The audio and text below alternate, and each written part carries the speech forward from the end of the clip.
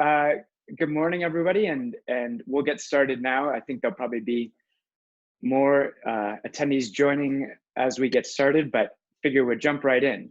So my name is Robbie Nock, and I'm the Director of Entrepreneurship and Professional Practice at Art Center. And it's my pleasure to be hosting a series of webinars focused on the future of the intersection between art and design and business. This is part of our overall build programs for the college, which really, in the end, are designed to help you navigate all of the questions around how to find your position within the business realm, how to look at your value, how to articulate your skills and your abilities in ways that allow you to raise money, build businesses, navigate all of the questions around the context of art and design in the professional world. And of course, this is something that has evolved over time. Over the years, Art Center has, very much brought this to students and alumni through our academic departments and our incredible faculty and individual classes. And part of our goal with the BOLD programs is to really expand the conversation and to include people from all across the creative community to really be that focal point between the creative economy and the economy overall, and to help you all navigate that from your individual point of view. So sometimes we focus really specifically on professional skills and the kind of tactics of building businesses and navigating legal and other related challenges as you go out into the world and maybe start your own studio or consultancy. And then on the opposite end, we really look at the context that art and design exists within the business realm. So what do companies think about when they hire design teams? How do they position that within their overall strategy as companies and industry leaders? So it's my pleasure to introduce our two panelists. We have Robert Nashak and Babette Strousse. Robert is our co-chair of the BOLD programs and has been a collaborator and a partner on this since we launched in 2014. He is a gaming and media executive with a huge range of experience. He's been at BBC, Electronic Arts, Yahoo, a whole host of startups. He was one of the main founders of Indiecade, which is an independent games conference in Culver City. And most recently, he was the COO of Survios, which is a VR gaming company. He's also faculty at USC and a great friend and mentor to many. And then joined with us today is also Babette Strousse, and she is just a pioneer in the design and innovation space. She's a longtime faculty at Art Center and has had corporate experience in a variety of capacities, both as a consultant and a senior strategist at her consulting firm, Smith Strauss Consulting, as well as in-house at Nokia, Nike, BMW, and a few others. And she's also been instrumental in establishing our relationship with INSEAD, the International Business School, which is a core partner to Art Center, providing that business component to our education for some students. So with that, I'd like to really get the ball rolling by asking Robert to sort of give us some overarching thoughts on the past experience that he's had going through corporate change that has been affected by economic upturns and downturns, and really thinking about the context today where there's a huge number of people that have been laid off and vast changes that are sort of crystallizing in industry. We can learn a lot from what's happened in the past. There's so many patterns and so many different ways to see what might come next based on the dot-com era, what happened post 9/11, and also in the Great Recession. So With that, Robert, perhaps you can get us started. You bet, Robbie. Thanks so much for the kind intro. One little correction: I wasn't a founder of IndyCage, just a long-term advisor. But everything else seemed pretty accurate.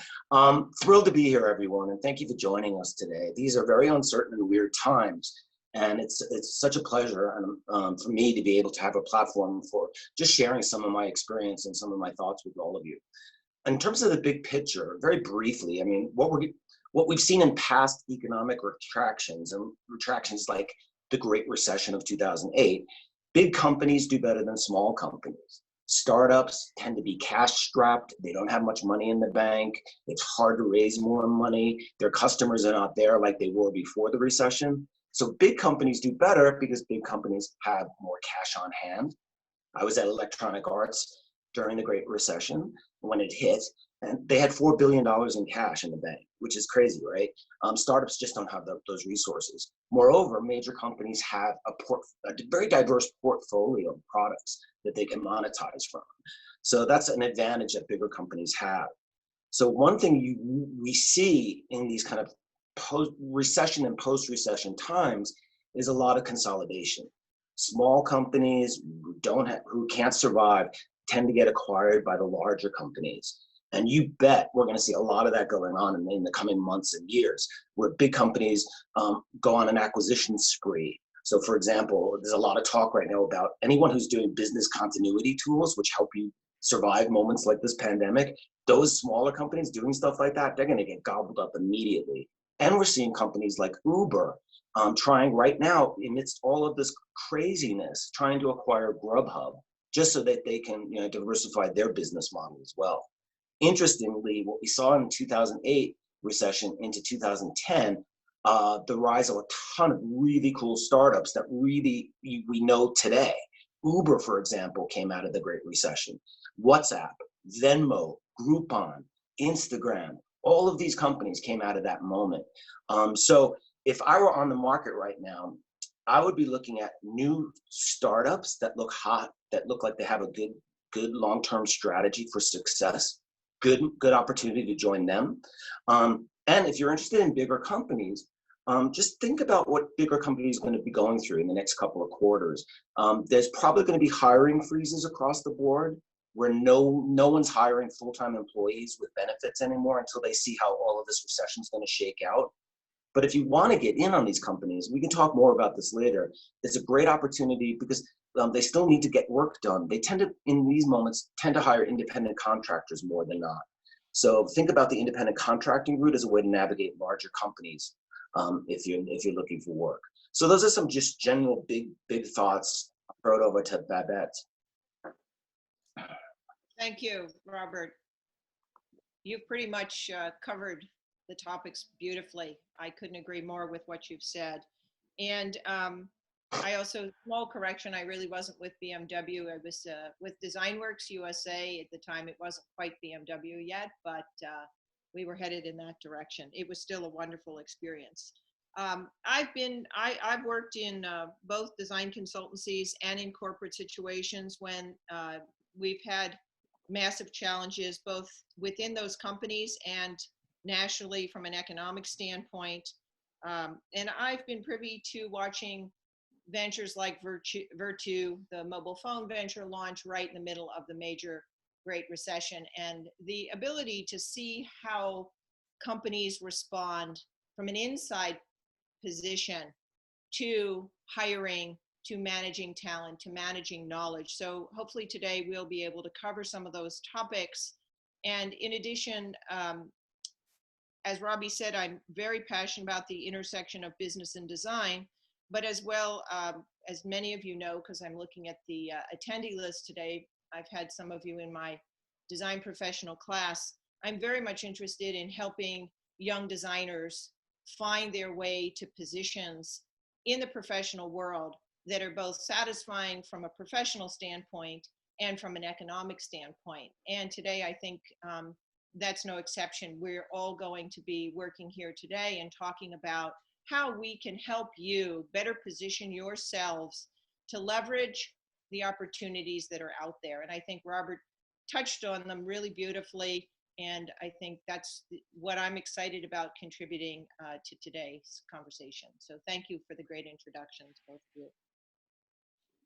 So I think that gets us into the first set of questions that we'd like to look at. And we're going to try to break down over the next hour 3 key areas. So we're going to look at overarching sort of strategic change and what happens at a leadership and management level that then comes downstream and affects teams in a whole variety of ways. We're then going to look at what happens at the team level. So how to navigate all of those internal politics and sort of changes that might be going on and uncertainties that you might be dealing with in-house. And then we're going to look at what happens when maybe the worst case scenario plays out and you've lost your position, or you're unable to get that new job that you were, on the edge of getting hired to come in to do.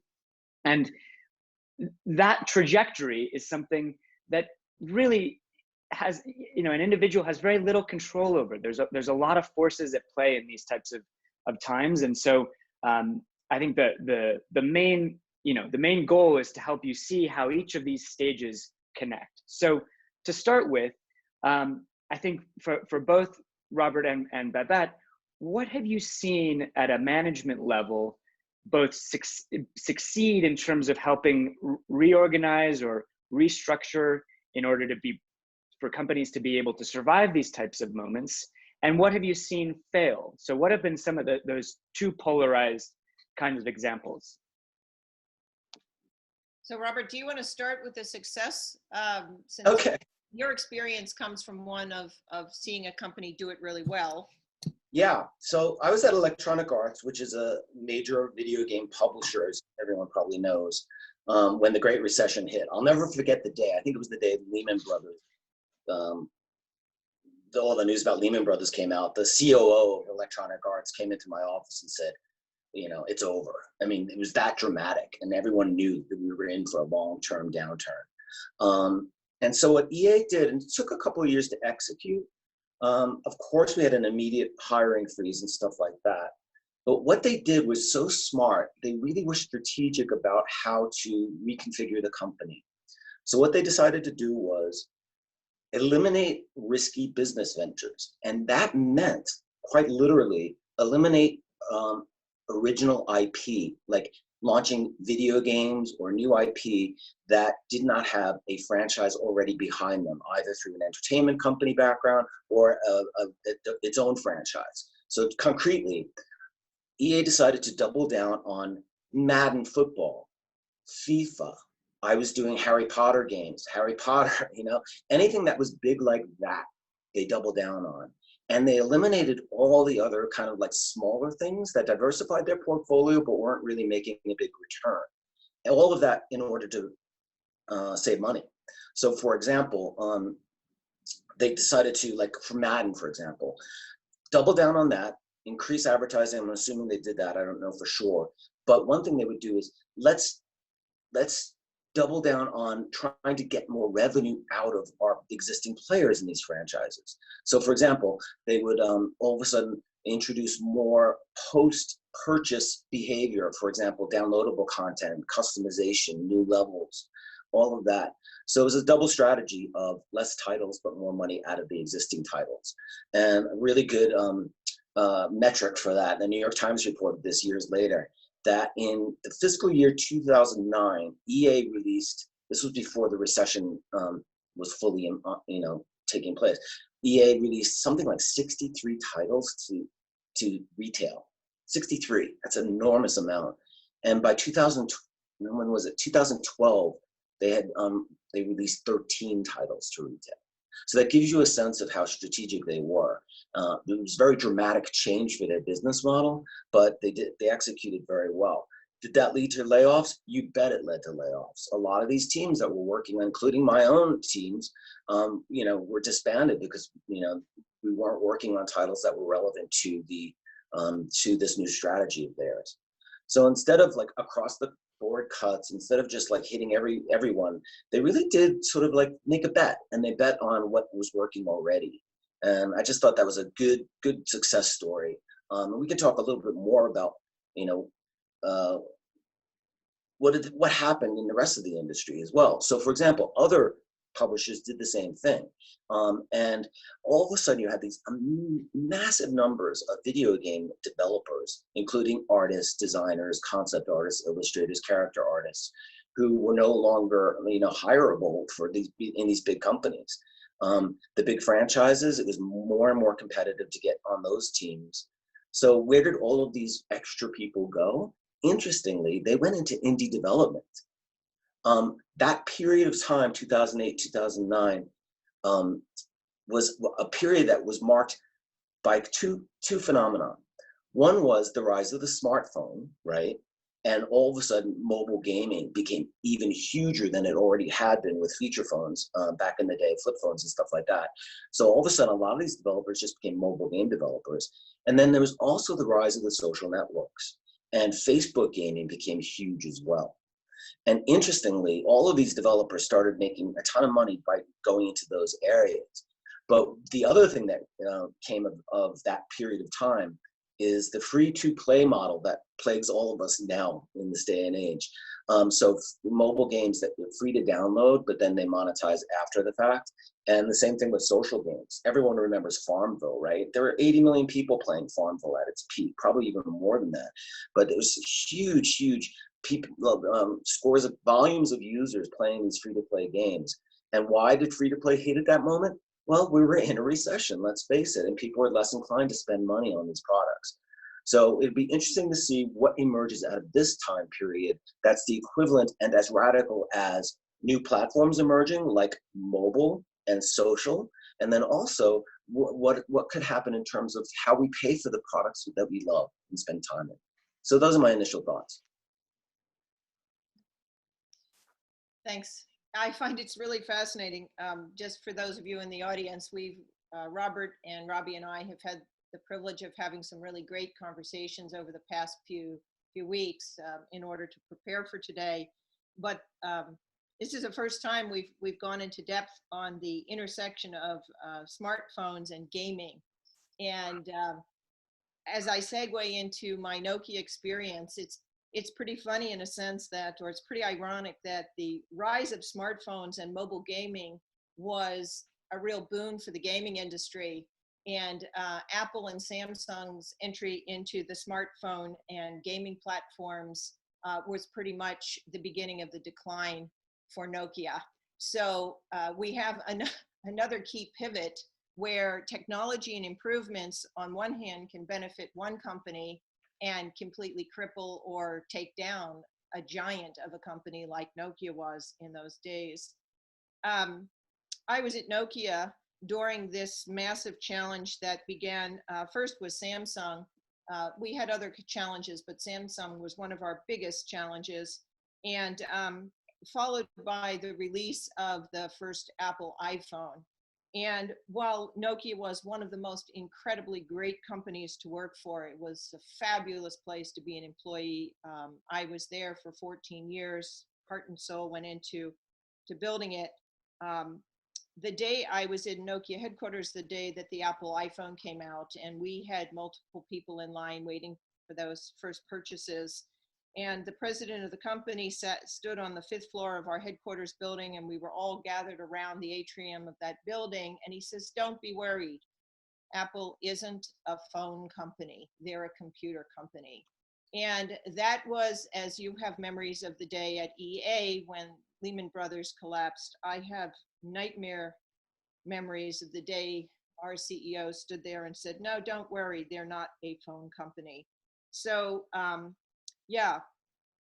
And to contrast the success story and my years of working at INSEAD and taking courses at INSEAD, I've learned that the companies that have a strategic plan ahead of a crisis and know what they're going to do when their benchmarks are hit, the decline in business, the loss of revenues, when they hit those benchmarks, they have solid plans.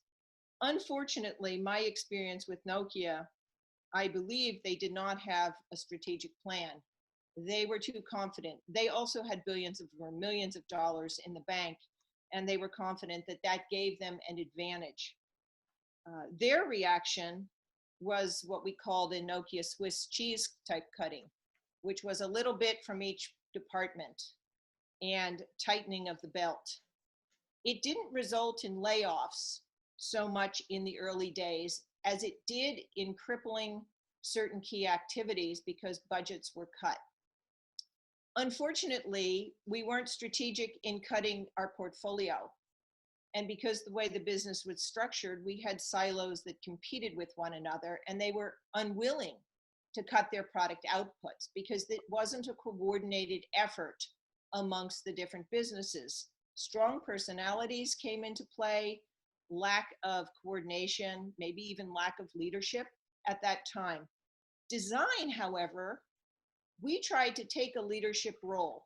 We actually created a portfolio room where we brought every single product the company made into one room and invited people to see just how redundant our offerings were. We tried to raise the issue of adding value instead of cutting costs. It was a really hard sell. At the end of the day, we didn't win out. You probably know the story. I left Nokia in 2007 to join Nike, which was really just the apex, or not the apex, the beginning of the real depression, the Great Depression. And Nokia was then sold to Microsoft, that further dismantled the mobile phone business that Nokia had so incredibly grown all those years. And much like Robert's story or comments, what came out of the Microsoft purchase and the layoff of thousands and thousands and thousands of Nokia employees in a relatively short time. If you look at Finland in particular, because it's a small country and it's easier to analyze the results of these layoffs there, the number of startups, particularly in the design community and engineering community, either designers and engineers paired together, designers went off and did their own thing. Angry Birds sort of erupted during these years where it became gangbuster offering. But there are many, many startups still in business in Finland today that blossomed. They were very good and they were very successful. And if you think about Finland and how isolated it is, not only in the world, but in Europe, those individuals had to work particularly hard to launch businesses that would have global impact and global reach. Yes, they had the experiences and the network created by the Nokia days or left over from the Nokia days. And the other comment that I thought was really salient that Robert brought up is the emergence of new business models. Freemium, free to play, as long as you watch the ads. I'm a sucker for that, not watching the ads so much, but playing for free. And that there was no shortage of that as an outcome of the Nokia spin-offs. And interestingly enough, and I don't know how many of you know this, but Nokia is back in business, but it isn't really Nokia. I do have a Nokia phone. I'm still very loyal to Nokia. 14 years. It's hard to tease that out of someone. It's actually a company called HMD, and those are all former Nokia engineers and Nokia designers that joined together to create and bring, the phoenix rises from the ashes. They're under the Nokia name in order, I think, to market the product and to use certain intellectual property that was developed. Nokia has a huge portfolio of intellectual property. And it's a real comeback story. It's not here yet, and it may not get here so well, but in Europe, it's coming back. And I think it should be a sign of optimism that change is inevitable. There are going to be downturns, but we will recover.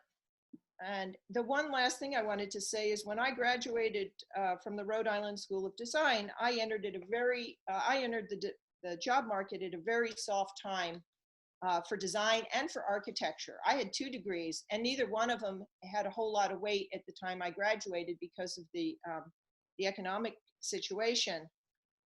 I added the complexity by coming to California where, and I'm pretty sure most of you on the call today are Art Center alumni, I'm a RISD graduate and without really great visual communication skills, and I find myself in a sea of art center talent.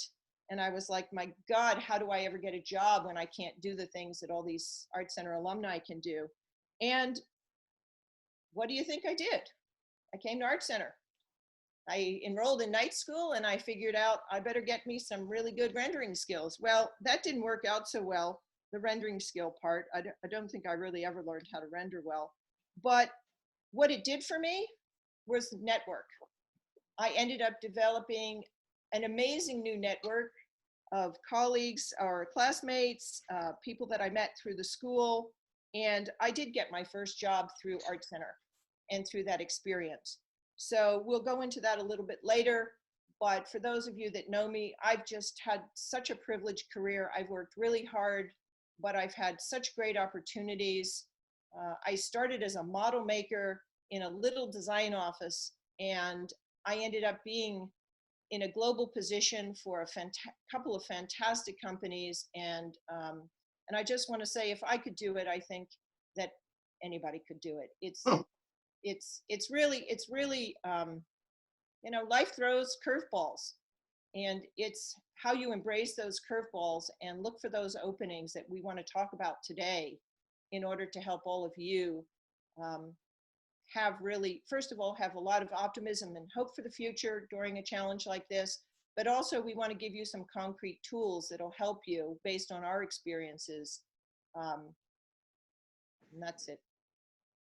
That's great, and that actually is a perfect bridge to the next set of questions that I'd like to ask and talk through.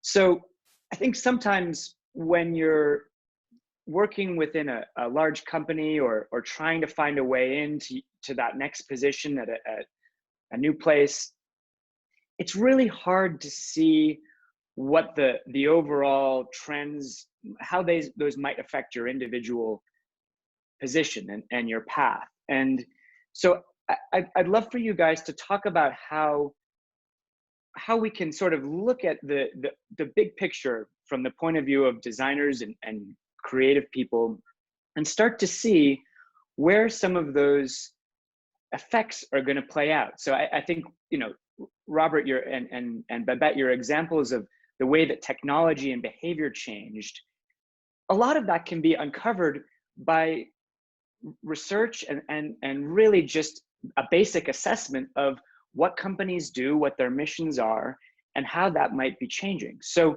when you're an individual and you're navigating all of this, what are some of those signals that you look for, both in the overall, you know, sort of industry sectors that you might be kind of trying to work within, or even within the companies themselves? So what are some of those key things to look out for? And I'm thinking, like, you know, obviously in this point in time, everybody is working remotely. And so companies like Zoom, who's obviously hosting our webinar today, have had huge growth and they've hired massive numbers of people. The same holds true for the gaming and online content. You know, we're spending time in front of our screens, and of course that creates a kind of a growth area. What are some of those ways that individuals can look at their circumstances and see where those trends might be leading us? Well, one concrete thing that comes to mind is, you know, I come from a video game background. One of the reasons video games do well at times like this, aside from the obvious reasons that they're online and distribute, you know, people are playing them separately, whatever, online, is the way video games are made. Video game developers are quite used to distributed development, where they all don't have to be in the same room to get things done. And that's not true of, say, Hollywood. That's one of the big things we're hearing right now, is like, when can production start up again? Because people have to be together in order to shoot these shows.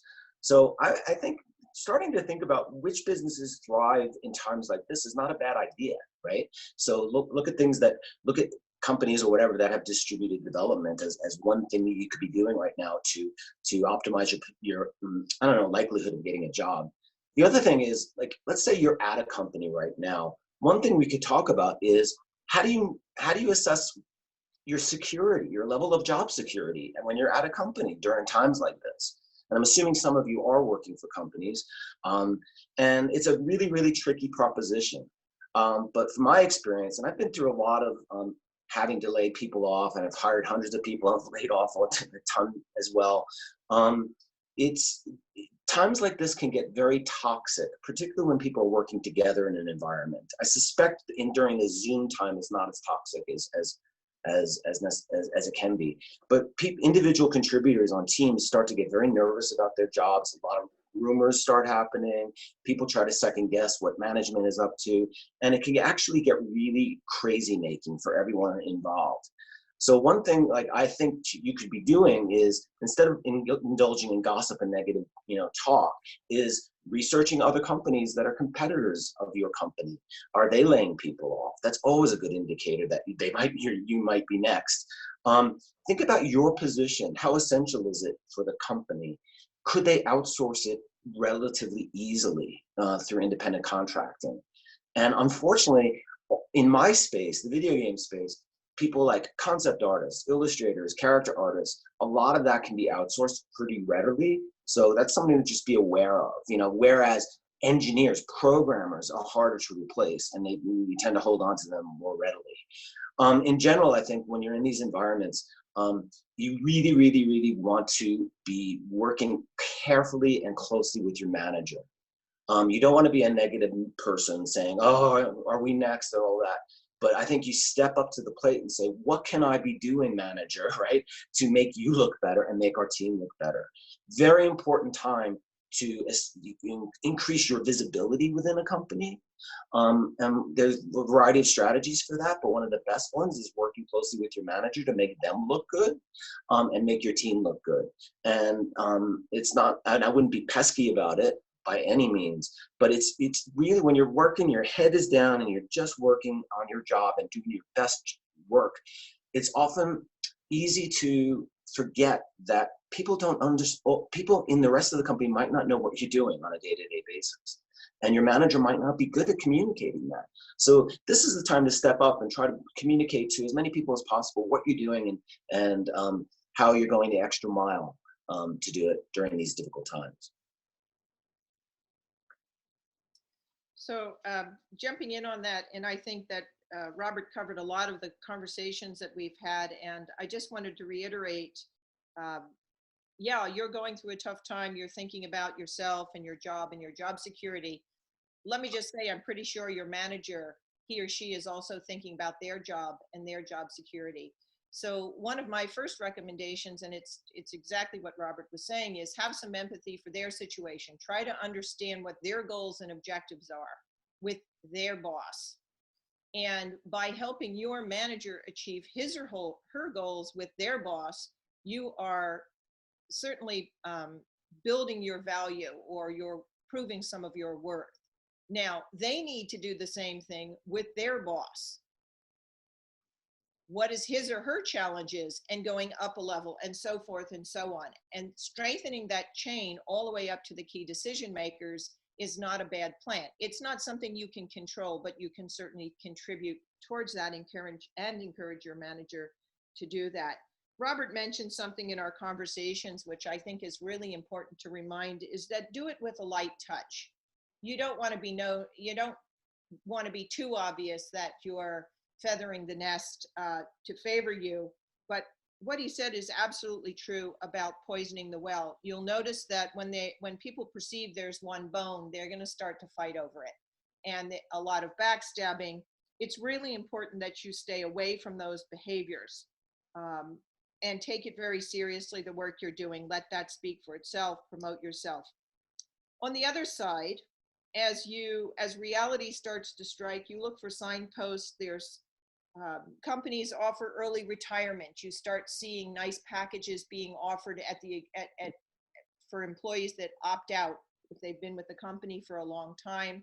That's a sign that they're looking to cut costs. And it's not a bad decision to cut costs early, because the sooner you start to reduce the hemorrhaging, the longer you can hold on. So offering early retirement if you're in a large firm, things like hiring freezes, those are signposts to watch for.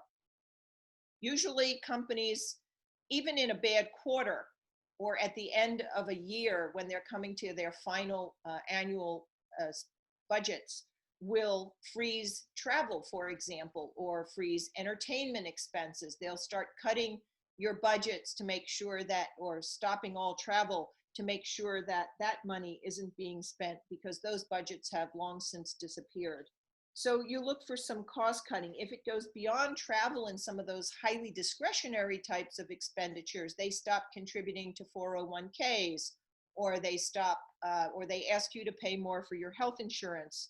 Those are sure signs that big layoffs are about to happen. And unless you're with HR, they're usually the last people in the building. If you're not with HR, you definitely need to be thinking about your future. And to that end, the minute you start to sense that your job or your industry is in trouble, your first responsibility as a creative is to take care of yourself. And as creatives, we know how important portfolios are, and I can't stress this enough. Start, or don't actually start. Have your portfolios up to date all the time. Don't steal work that you're not entitled to steal, but definitely start reviewing your portfolios, making sure that they are strong, they're current, and they are able to respond to the opportunities that you're seeing in the market based on today, not based on what you needed a year or 2 or 3 ago. And that goes back to Robert's point of keep your eye on what's going on in the industry, the shifts, the changes, the trends. We also talked that Art Center graduates have high value and often have very high impact. It's part of our core DNA. We know you're incredibly talented when you leave school. And most of you get great jobs leaving Art Center and have great careers. So what does an economic downturn do to this high value, high impact model we have? Well, it definitely hits. It definitely hits on a couple of issues. Number one, your value is still there. I don't want anybody to think that the conversation that's going to follow has anything to do with your value or your skills. But the reality is designers are hired because they help a business make money. They help businesses grow. And when businesses are challenged to make money or to grow or to even survive, it boils down to an economic impact on all of us. It has nothing to do with your actual value.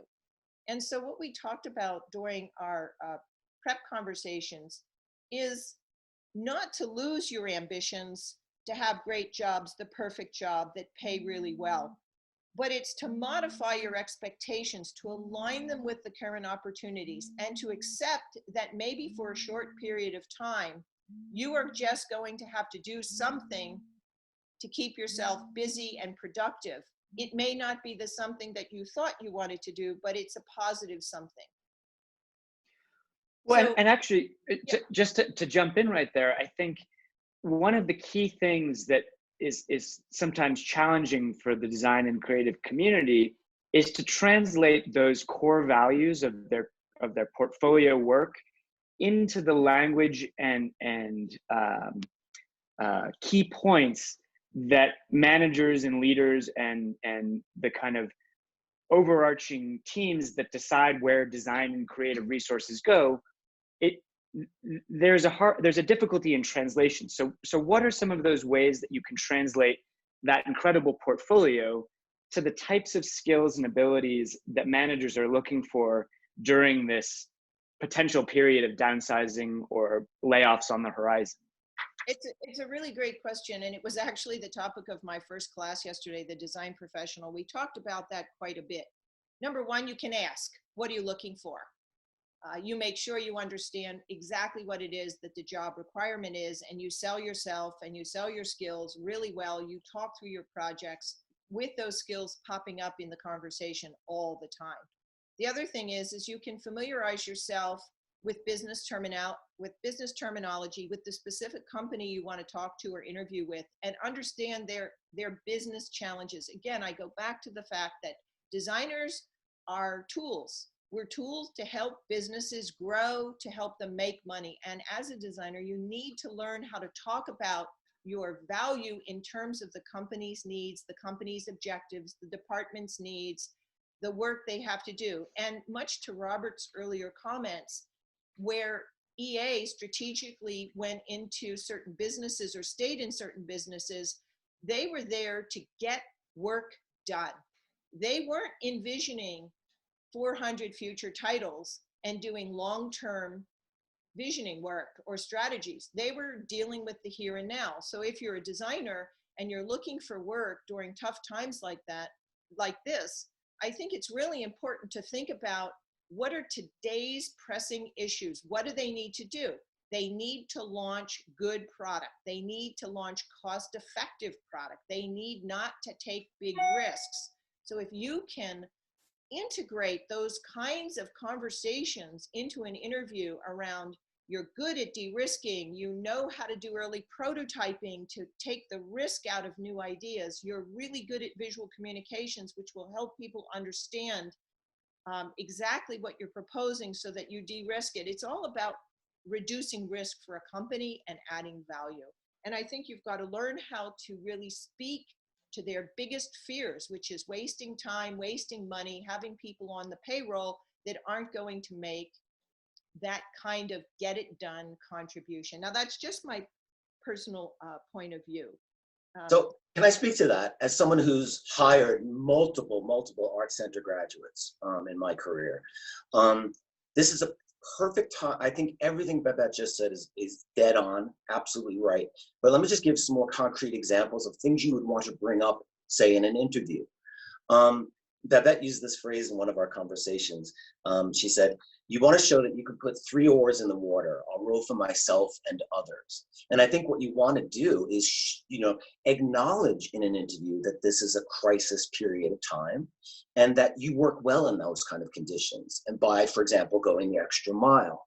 Another thing you can do is show how think about your work experience, and that includes school experience. Think about that as being able to show that you saw things through from beginning to end. There is a completion bias in hiring, right? Where we want to see people who have products under their belt. And so it's nice to have some concept art and stuff like that, but show that that concept art was well integrated and ended up creating a better product at the end. Really show the soup to nuts story about the work you've done if you're that type of a designer. The other thing that I've seen some Art Center graduates not do well at is really speaking to the technology at hand. Meaning, like, let's just say the video game space, and sorry I'm biased in that direction today, but oftentimes I'll interview a concept artist from Art Center who doesn't even understand the gaming platforms that we have. I saw this in VR all the time. People applying for virtual reality gaming positions as concept artists, and they've never played VR, or they don't understand the difference between Unreal Engine 4 and Unity. You don't have to be programmers, but you should dive into the technology that the teams are using at the consumer level, even to understand the performance capabilities of those platforms. So designing with performance in mind. Again, this is part of what Babette called de-risking, right? So one of the things I've noticed is I've hired artists who create beautiful concept art that only helps with marketing. When it gets thrown over to the 3D artists who have to do the modeling and stuff like that, they tend to throw it out because it's not optimized for the performance capabilities of the platforms we're working on. So I just think now's a great time, if you have downtime, to understand the technologies involved in the companies that you might be applying for, or the spaces, the industries you might be interested in going into. Yeah, and I just wanted to jump in because you made me remember about our conversation that if you do have time off and you are actively seeking work and you have some time in between, a lot of employers will look at gaps in resumes, and gaps in resumes can be tricky. So what can you do to have a legitimate non-gap in your resume while you're not working for someone? Well, start working for yourself. And by that, I mean, you can start your own design consultancy and you can do some spec jobs, whatever you want, you can market yourself, but start your own design consultancy. Put that on your resume. The other thing that I highly recommend is don't waste those days and weeks just beating your head against the wall. if you're not getting bites, if you're not getting jobs, think about what can I do to make myself more marketable? What skills do I need to learn? And this segues, this builds exactly on what Robert was saying. In his case, in his business, it was learn more about the platforms, learn more about the backbone of the industry. In the product design world, or in the interface design world, and in some of our areas, develop new skills, learn new tools, go out. If you don't know InDesign, go out and learn InDesign. If you don't know Figma and you don't know how to do basic interaction design, go out, watch the LinkedIn Learning, go on to community college online classes, go to Art Center at night, but get yourself new tools. A potential, talking to a recruiter or someone who's looking to interview you, and you say, well, yeah, it's been a rough 6 months, but I took these classes, I did this activity, I built this in my home workshop. They go, wow, that's really amazing. Instead of 6 months, well, I just kind of basically looked for work for 6 months. There's two different stories, and the narrative is so important. What you can tell a potential employer about your personality through what you've done during a challenge like this could have a big impact on their decision to bring you on versus bringing someone else on.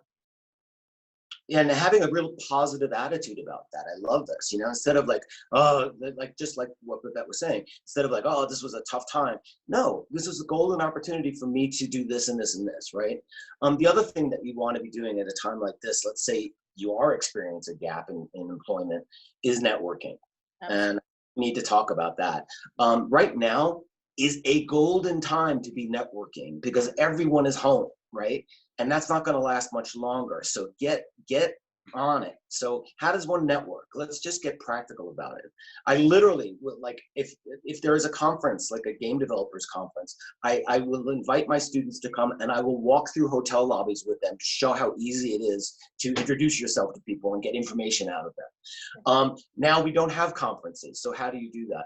Cold calls, cold emails, the lightest touch possible. You want to make it look like spending time with you is going to be short and painless, that you don't need anything, but you just want to, you know, get information. So for example, take me. Let's say you want to be in video games. You just started networking by being on this thing today.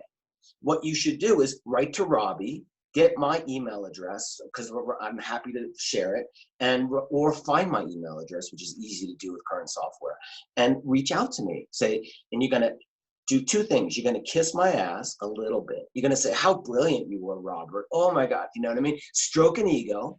And then also follow it up with, I have 4 quick questions for you. I mean, literally propose it like a 15-minute conversation. And who wouldn't do that in this day and age? I certainly would.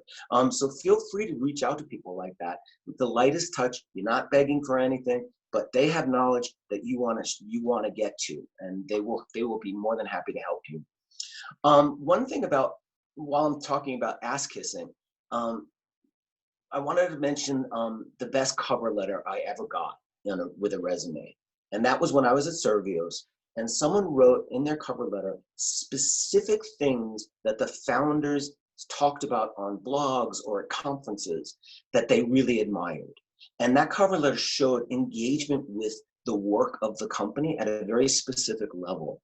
And that is so easy to lose sight of when you're applying for jobs and when you're networking with people. So the best thing you can do if you're reaching out for networking or reaching out for a job is do a little research, understand what that particular person has done and done well, and speak to that and how much you admire that. That's a really good way to get them to be more, I don't know, friendly toward you. Right. Well, and just something to add, because we do this all the time at Art Center, and this is a huge part of your network and what you take away as a student and as an alum. We provide connections. We make sure that you have a vehicle to connect to your fellow colleagues and people working within your area. Never ask for them to do something that they don't understand the context for. So saying, hey, can you connect me to that person that is hiring for this job, and just send my portfolio over to them and see if they can hire me? That's the worst thing to do. What you want to do is flip it around and really listen to what Robert just said. You want to empathize with the story that they're already telling, with whether it's the company or the founder or the individual that you're connecting to, and look at what they've done over their career. Look at what inspires you, right? Think about that major challenge of launching a new game after the recession. That story is something that they're going to really want to tell you about, because it's something that means something to them. So rather than thinking about it as a kind of like going into a situation and getting something out of it, thinking about it going into a situation and offering your attention to them as somebody that can really listen and learn. That listening and learning propels you far beyond any other way to engage with a person in a 30-minute, short interview call or an informal coffee. You can do this online. You can do this via email. It's all about empathizing with what they have gone through. So, Babette, I know you have something to add to that. And then just everybody to start thinking about, and on the audience today, start thinking about questions that you have. We have 30 minutes after our, we sort of wrap up in 5. We have 30 minutes for Q&A. So you can submit those in the Q&A box, and then we will answer them for the next 30 minutes. But Babette, go back into this. Yeah, I think that you've really covered some critical issues. I think most of these, what we call informational interviews, when you reach out in your new network and start to build it, you want to build it slowly. The ask, you don't want to put a big ask out to someone you're just reaching out to in the first outreach. You want to do exactly what Robert says. Find something meaningful where you can stroke something, or you could simply ask a question like, I noticed you moved from this company to that company. How did you manage to make that career transition from an automotive designer to a Hollywood vehicle set designer? You can look for good, meaningful questions that will engage, kind of stroke egos. I think that professionals, no matter how long they've been in business, are much more interested in mentoring roles than they are in doing something for you role. And so if you look at that opportunity as a mentoring role to get a solid quality mentor, that could eventually be a connecting you with a great opportunity role, but started out looking for that mentoring/mentee relationship. Start following companies and individuals that you're interested in, being able, as Robert said, to speak to the real issues that are going on, not just their current challenges, but going back and doing deep research. What are the fundamentals of their foundings and things like that? We say that even despite pandemic times, that's the best way to position yourself to get a great job. Do the work. Research the person who's interviewing you if you can. Research the team you're looking to join. The other thing we didn't mention, and we've got a whole lot of you on the line today, is the alumni network. We have a great way within Art Center to Google alumni that have worked at a specific company. If you're interested in working at Apple, Google Apple plus Art Center alumni, and you're going to find people who are current employees and past employees. Start to connect with them. That's your first line. You don't even need to go to their managers. Go to the people who know what it's like to work there, who can give you some guidance. I know there's a lot more we could go over. There's just to add to that real quick is please network with your fellow students and the people that you met at Art Center. Whenever I see an Art Center resume or portfolio, I take it seriously. The quality level there, by employers like me, we just know that there's going to be quality there. And I can't tell you how often I've seen Art Center students, build businesses together. We hired a concept artist at Servios early on out of Art Center. And when we got too big, he wanted to be at a small company. He left and created his own separate company with other Art Center students. So those friendships last a lifetime, and some of your most valuable relationships you already have going. So this is the time to enhance them, grow them, build them, and have fun with them, because these people will constantly have you on their mind as they go to big companies and need to build a team, whatever. It's a great resource that you should take advantage of. Well, right, and actually this will be our last piece before we get into the Q&A. And again, just submit any questions. It can be anything that is on your mind. It really does not have to be. You don't have to think about it too much. So the thing that Robert just touched on is the opportunity to start something new during these periods of time. And I think that this is the most critical thing and the biggest sort of opening that you have to think about what a startup might be able to do that a company cannot. Companies are slow. They have huge infrastructure. They have lots of people making decisions that slow down each of those potential steps to pivot or iterate quickly. Your insider knowledge from wherever you are, combined with colleagues and friends and collaborators from other similar organizations, can come together in such a unique way. And you can think about this in every possible scale. You can think about it as a small consultancy. You can think about building a new platform or a new technology. You can think about collaborating with people that might be outside of the design and creative field, but that you might have a particular way to work with that is unique. That is the most important thing to sort of see in the changes that often feel like they're negative and limiting opportunity. In fact, this is the sort of the great pool of things that allow us to create the next step. So really see that and see yourself as leaders in that. And you don't have to build the next Zoom, but imagine what can be done on Zoom that can be monetized. Everybody's using Zoom. So what are the ways in? And look at past examples of this. Twitch is a perfect example of a company that was going down one path, didn't make it. A few people from the company sort of retooled an idea, and all of a sudden they've developed an entirely new offering and value to the gaming industry. So that can happen in lots of different ways. And again, Art Center. I'm sorry. Go on, Robert. No, go on. Concrete example. Babette mentioned Finland. In 2007, I believe, a company in Finland called Playfish was founded. And the recession hit. Playfish was making games for social networks. It was one of the early movers. EA could not in a million years do social games. They didn't know how they got the development worked. They were used to big console games. And so Playfish started talking to EA about investment and acquisition. And in 2009, EA bought, instead of building up these capabilities, bought Playfish for $300 million. So this is the time, I couldn't agree more. If you're entrepreneurial and you're seeing new platforms emerge, for example, TikTok or whatever, there's a ton of ways to start researching and thinking about how do you ride the coattails of what is succeeding right now. Yeah, and my final comment is, I think you can also use all the skills Robbie and Robert are talking about and that kind of energy as intrapreneurs within industries that are currently not leveraging design to their fullest. Looking, if you prefer to work in a company, and a lot of people do prefer to work inside an existing organization, look for opportunities that I would call non-obvious. I have a client that's in banking. He's an Art Center alum. He said it's very difficult to get talented designers to join the banking industry to help with the millions of design jobs there are in banking.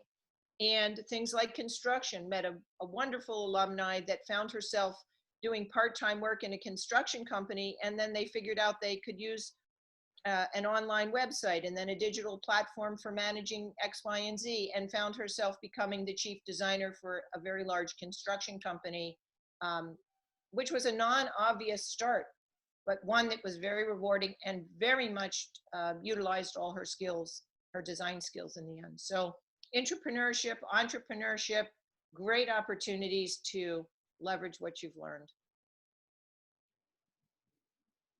So this leads us to our Q&A, and please, again, don't hesitate with asking questions. We have one coming in, which is, we're talking a lot about the moment and the current situation where things are starting to shrink and the economy is in rough shape and there's been layoffs and unemployment is at a record high.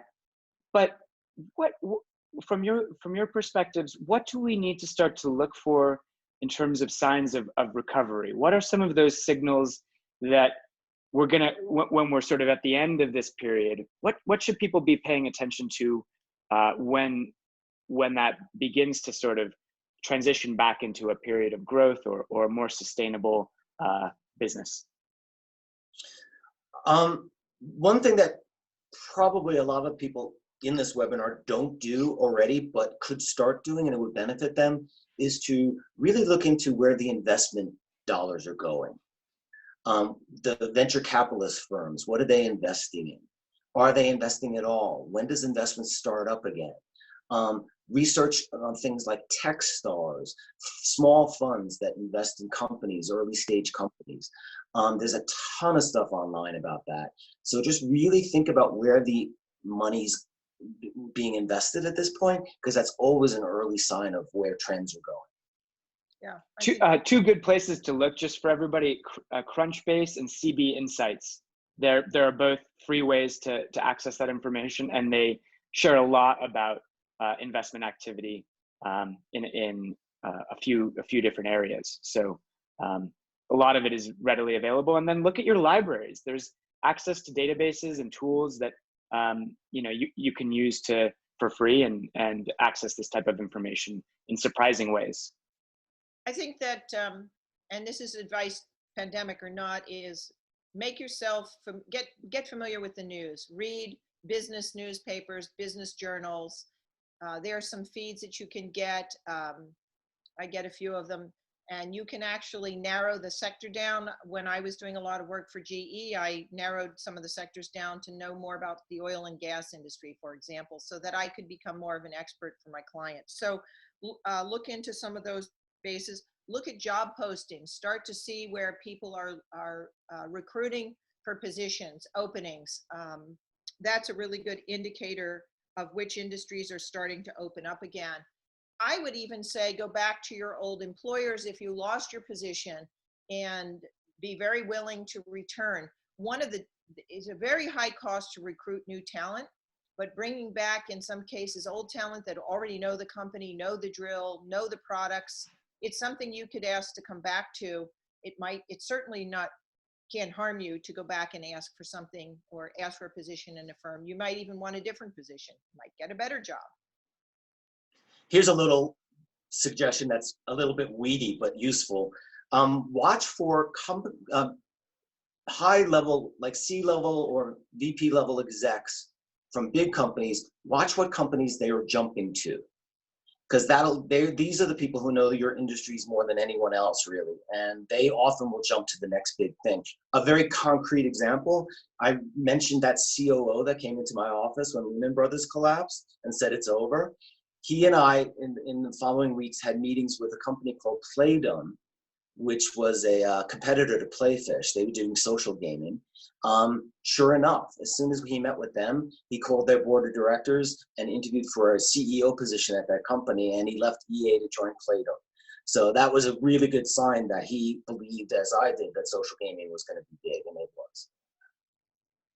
So another question here coming in is, do you feel that this is a time to really be specific in the skills that you acquire? Is it a opportunity to become more of an expert in a narrower field or a narrower set of tools? Or do you think that companies are looking for more generalists? Are they looking for that Swiss Army knife approach to being able to solve lots of different problems, maybe with a little bit less expertise?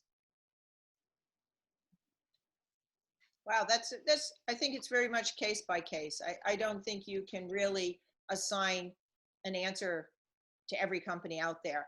I think the most important thing is you need to find out what it is they're looking for and align the message you're giving with the needs they're asking. I think the graduates from Art Center have broad skills, but they also have some very deep skills. I think you could shift the narrative depending on what's necessary. Part of it is your willingness to do more than what you think your area of expertise is. You've got to be willing to do what they need to have done.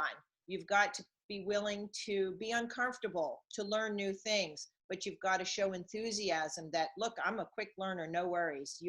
I do this CAD package or program. I don't have any trouble learning a new CAD package. I'll do it in my own time even. You want to make yourself as hireable as possible. And let's talk about that for a second. I totally agree with all of that. What are things you could be doing to make yourself more hireable, particularly in this time where there are so few positions and it's more competitive than ever? Well, one thing is, and I see this happen a lot, is especially like recent graduates or people just graduating, going into the job market, they don't take seriously the work they did in school as work experience, and they should.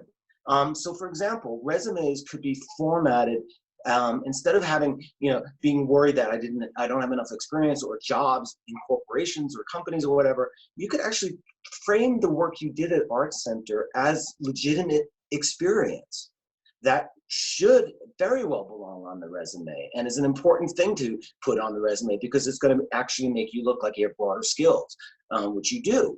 A lot of the skills and a lot of this experience you've had is highly relevant for a resume. Don't get put off by the fact that you weren't getting paid for it, for example. And while I'm on resumes, let me just say a couple of more things. Big companies in particular have something called applicant tracking software. This is just a small little thing that I want to bring up. And I certainly use that in my companies. And that software scans, when you submit on a website to a company, your resume and cover letter, that software basically presents that to the hiring managers who can rapidly go through resumes. The applicant tracking software leads to two things. One is very rapid going through resumes. You don't have to download them or anything else. So decision making on whether to take a resume seriously and keep reading it happens within like literally 6 seconds. So you have 6 seconds to grab the attention of a hiring manager. And the reason I bring that up is get to the work experience and skills as a priority on your resume. The other thing, and it's just a small point, but it can be impactful, is watch out for kooky formatting of resumes, because sometimes the applicant tracking system won't actually read it. So in these competitive days of hiring, I just recommend using simpler formatting and getting to the juicy details at the top of the resume. That's actually great, and it aligns with another question that's just come in, and I'll push this one over. Actually, Babette, go on. Let me just tag on to that with the applicant tracking software. One of the ways they filter resumes, and this is a matter of AI, is that if they have a job description, they have all the words and the key phrases in the job description. And what you want to make sure is that you actually edit your resume and you look at what's in the job description and you make sure that there are enough words and terms that align with what's in the job description in your resume. Of course, you want your resume to still read well. It's not just, you're not just putting a list of words in there. But you want to make sure that the artificial intelligence that the system is using recognizes the terms in your resume as they match the terms in the job description. And your resume will not be in the circular basket. It will at least get the attention of a real person at that point. So there's some customizing you need to start doing to each and every resume in case this happens. Well, I've even heard, and this is, I've heard this a couple of times.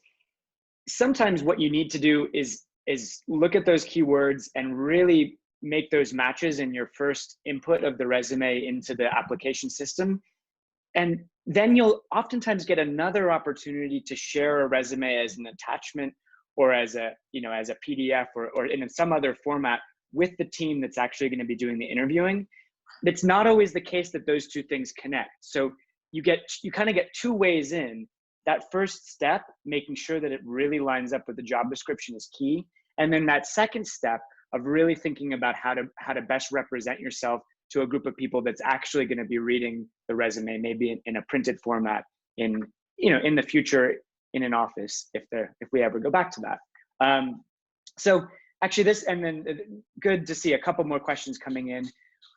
For both of your past experiences, how up to date are companies on past applicants? So say you applied for a job at a company in February before this all was happening, and they said, we'll keep you on record and we'll make sure to consider you when another opportunity emerges. Can you trust that? Or do you need to be continuing to apply and continuing to resubmit when new job descriptions come up that you think you're relevant for? Do not trust that. Do not trust it. You have to keep bugging them, keep being in their face, do it with a gentle touch, but make yourself top of mind as much as you can.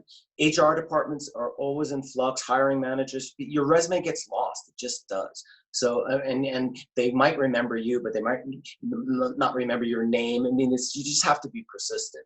The other thing I just add on top of that is one of the best ways to get your resume taken seriously at a company is to get someone within the company to send it from their email, their company email, to the hiring manager. That's very, very impactful. And you can do that usually by all 6 degrees of separation through LinkedIn.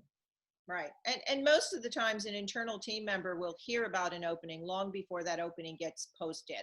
So staying in touch with, even if it's your old team, you know, are things opening up? Are the jobs opening up again? It's all about that network. Stay networked with the people you worked with and watch where they're going and ask them if they know of any opportunities. I absolutely have never heard of a single case where an HR department or recruiting department reached out to someone who had submitted a resume previously.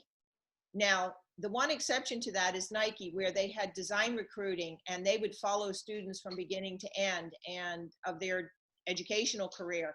They actually did track talent and acted more like a recruiting agency, however, than an HR department. So if they have a bespoke recruiting group, they might actually have more outreach based on collected resumes. But like Robert said, don't be aggressive, be determined and stay on it. And the squeaky wheel gets the grease. Don't be too loud and obnoxious, but don't disappear. They are not coming to you. That's what we know for sure. Do And not. I'm sorry for that. No, By the way, apply this to networking as well. Let's say you send an email out to someone and you don't hear back. Don't just give up. You know, people are terrible with email. So just be persistent and just nudge them gently. Give it 2 weeks, nudge them again, you know, and eventually they're either you'll get the message, or eventually they'll go, I'm so sorry. I'm more than happy to talk with you. And never ever make them feel bad about not getting back to you. Quite the opposite. Say, hey, I understand how busy we all are, you know, something like that. The other thing I wanted to mention about the recovery and about jobs starting to come back, it becomes a buyer's market and the employers have the upper hand.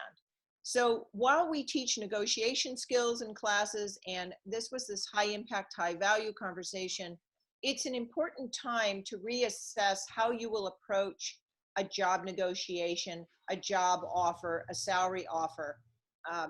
Again, remembering it's a supply and demand situation. And if the supply of jobs is low and the demand from all of you is fairly high, you're going to be competing with a lot of other people. So you need to shift your mindset a little bit. Think short term, but know that long term is different. And that's something we didn't get to talk to in the main section, but think short term gains at this point, not your long term career strategy. Okay. I think you have to make a mental shift in a situation like this. I couldn't agree more. And just to be concrete about it, take a job, if any job that you think is relevant, right? And don't worry that it's not at the price you think you're worth, right? You want to get your foot in the door at this point. So just reduce your expectations if you're seeing that you're not getting a lot of bites.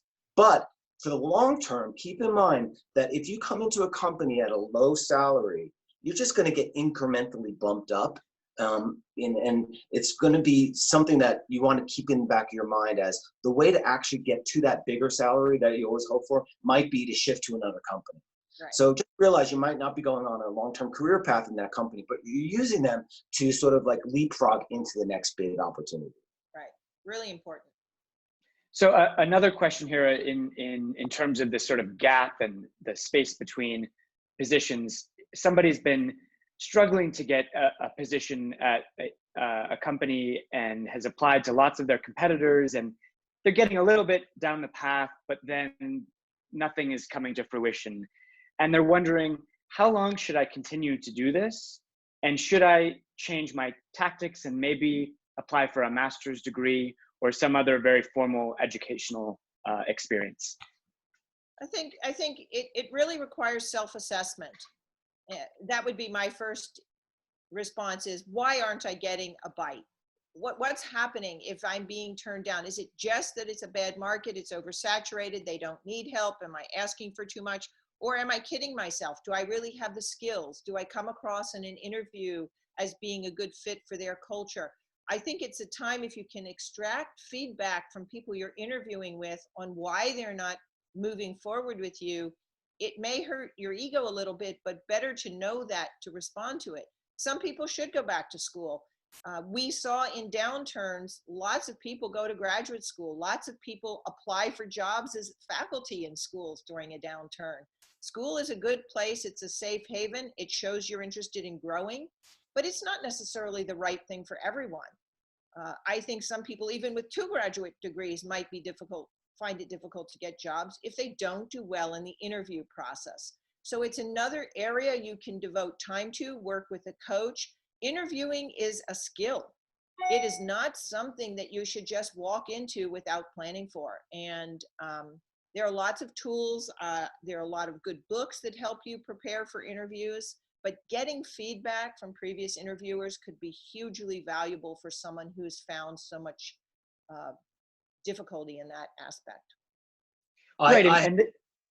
I had never hired someone who because they had a master's degree. Yeah.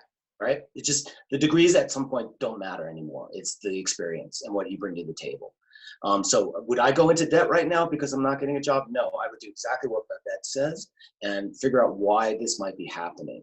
Am I playing a part in it? And if anyone's out there and wants to talk to me about it, I'm more than happy. I've got some free time right now, and I'd love to coach. I love to coach people, and I love the Art Center students. So take advantage of that if you'd like. And even without going to get a master's degree, you can reinvent yourselves. I'm not trying to boast, but I've reinvented myself dozens of times over the course of my career. I've reinvented myself to meet the needs of the companies I've worked for, or companies I wanted to work for, or just shifting to meet the needs of what's going on. Interaction design, before it was a thing, who knew about it? But now, I self-educated, I learned software, and I think I can do it. And so, do that. If you find that you've got skills that aren't relevant, or there are skills that are more relevant, you don't have to go back to an official school to get a degree. What you need to do is learn those skills somehow. You've got great networks from Art Center, and I think Robert hit it on the nail on the head. Reach out to your alumni connections. You know somebody who's great in interaction design and you don't have those skill sets. Reach out. Maybe you can mentor each other in things you don't know. Strengthen the network from within. Also network with students in other schools. I'm an adjunct faculty at USC, and my games teams always need art, always need designers, and USC is just not strong in that area. So there's ways to get. I'd like to just, one big message for me is get rid of the term job experience and think about work experience. So just like working with an advanced game group at USC and completing a project with them, that's as relevant as if you work for a startup or a big company. And just get into the mindset of anything that is a beginning, middle, and end project that you're working on is really relevant. Absolutely. And in all of this, it's all about the story that you tell. And the story that you tell, you have agency over. And not every story is the same that you might tell, but you really have to be specific about what that narrative arc is for the particular audience. And this is something that we are so good at when we think about it from an external point of view of telling an abstract story with characters and an audience that isn't us. But you can actually apply all of those skills to your own brand and your own sort of external view of what it is that you offer and what it is that somebody might be looking for.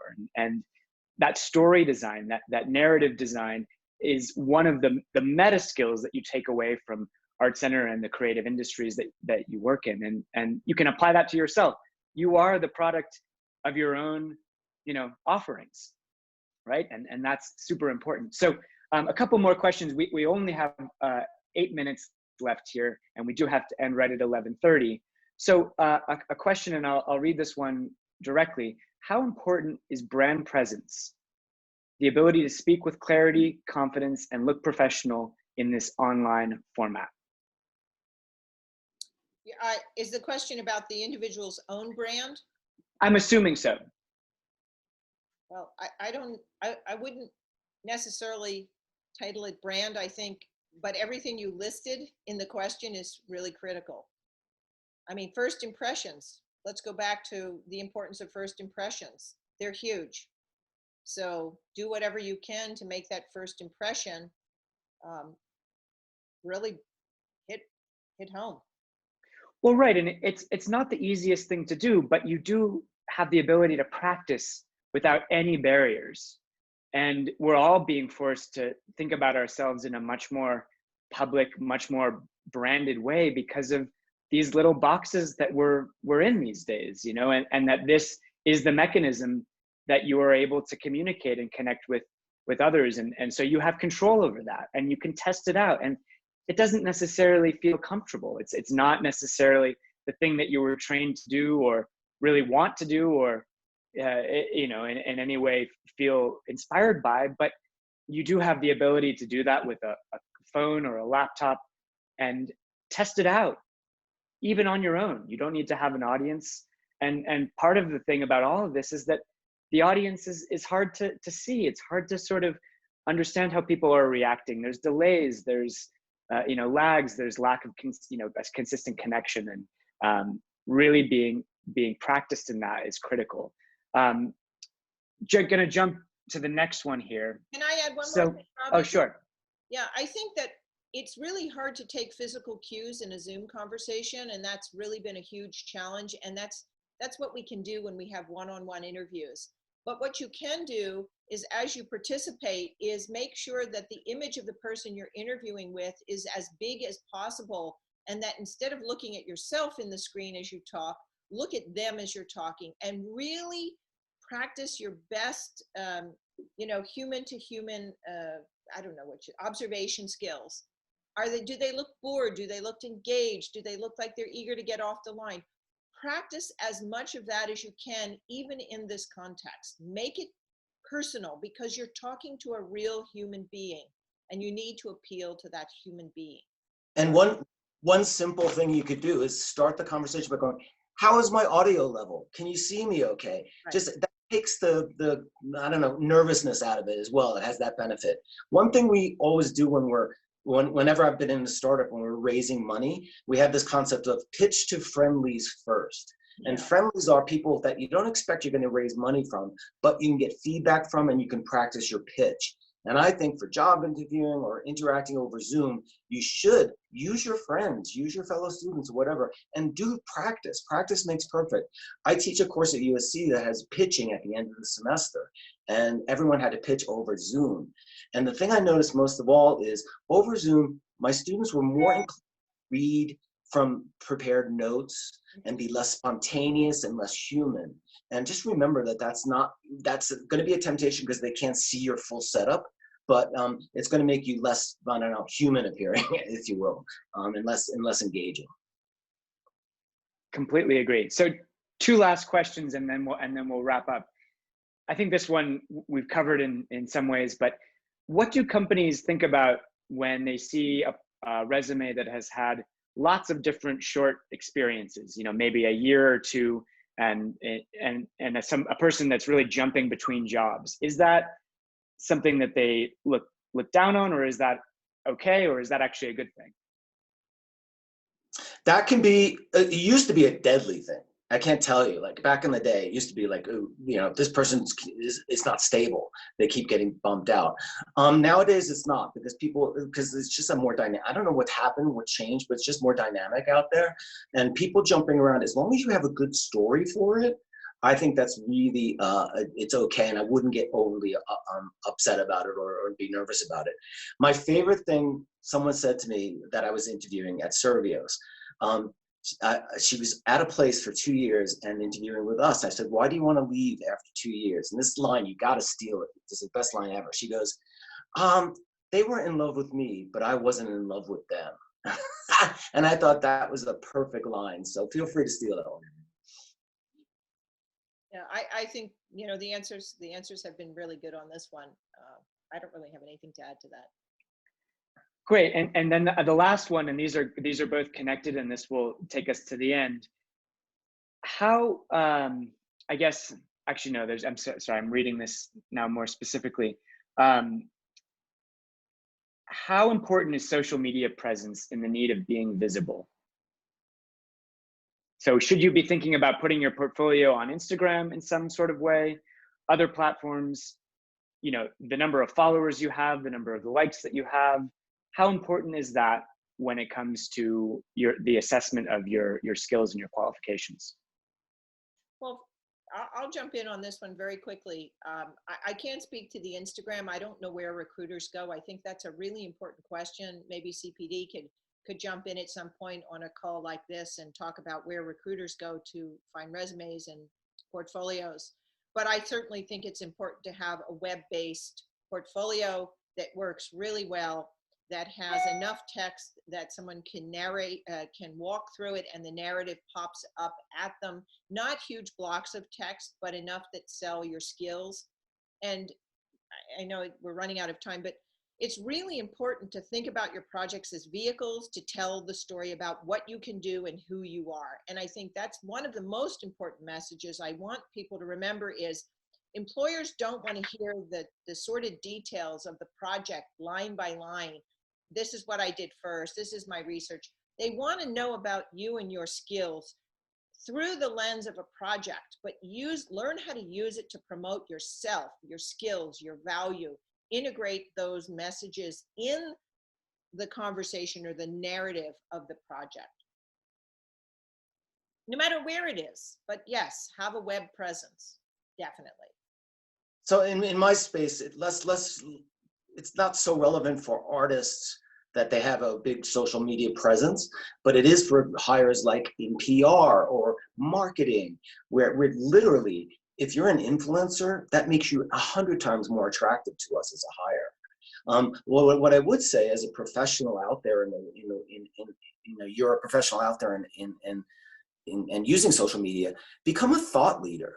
Become a person that is actually participating in the larger conversations around your field.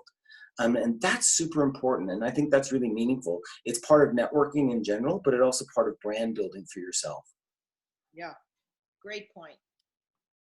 That's great. And I think that one of the things that Instagram and these platforms can offer is a direct way to communicate with people who might not be accessible at the corporate level. So if you can find out what their Instagram handle is and start following them, there's a different way to interact. It's not the same as LinkedIn or a professional email. And being sensitive to those differences, so not trying to replicate those other platforms, but using what that platform does best. Commenting on a picture, liking something that somebody has done and referring to that maybe in an outreach by email is a really great way to show a personal connection and hopefully that will inspire them to listen to you and give you the chance to share your skills. So we have reached the end of our allotted time. Thank you for all of your energy and insights and the vast territory that we covered. I think we could break down probably a lot of these sessions into sub-sessions. For everybody that's still on the line and listening, we are here to be responsive to your needs. And the scope between design and business is vast. There's lots of different areas that we can cover. We want to hear from you, from what you need, and we want to be able to offer you this key guidance through Art Center as you navigate an unprecedented time in all of our lives. So see us as a resource, as a friend, and as a network that is here as long as you need it, and we will be able to help. And thank you both, Robert and Babette. You guys are brilliant. Such a great conversation. We'll do more of this again, and ever onwards. Thank you all. Thank you, Robbie. Great day. And thank you, Robbie. Thank you, Babette. Thank you, Robert. Great conversation. Good to expand my network.